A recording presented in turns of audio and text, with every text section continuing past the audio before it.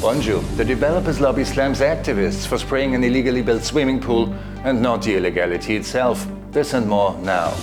Stuart Healthcare used taxpayers' money for a campaign to smear Chris Fern with corruption claims, leaked documents reveal. And the police are finally pressing charges against an abusive owner who threatened a tenant's life.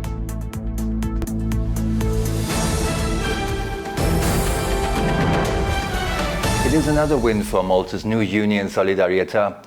After 2 long weeks of public and legal pressure, Alexander Vukoi's water and electricity have been restored. 2 weeks ago, the owner burst into the house rented by Alexander Vukoi while he was sleeping and threatened to kill him. You don't know me, and I am a pledge.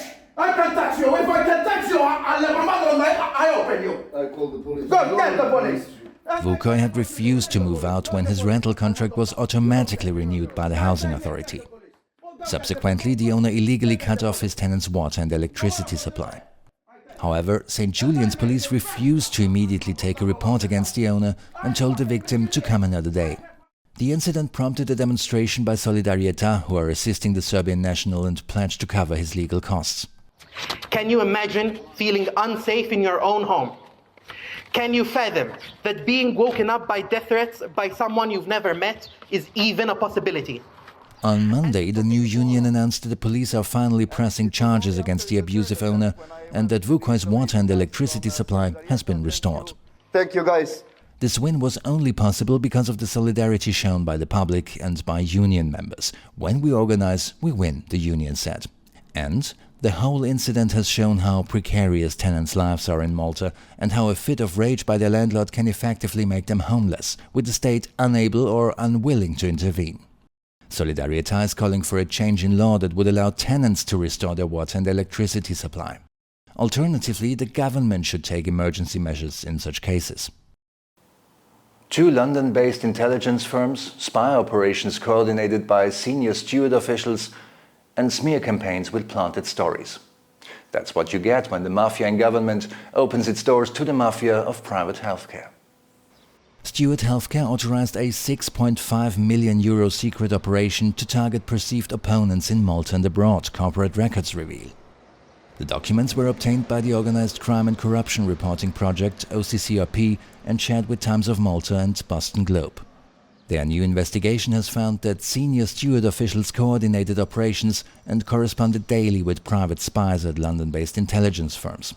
Practices included using bank records, accessing sensitive phone data and planting fake stories about corruption among Maltese officials. All concerned deny wrongdoing. In Malta, former Health Minister Chris Fern appears to have been the key target of Stuart's secret operation. Last year, Fern and his former Chief of Staff Carmen Chantar dismissed allegations of an illicit €3.2 million payment as fake claims. The police said that following investigations, no evidence was found about the alleged matter that could lead to a criminal prosecution.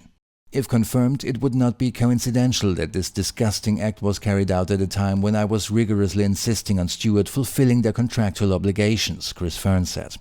Prime Minister Robert Abela has called for an investigation into the smear campaign claims.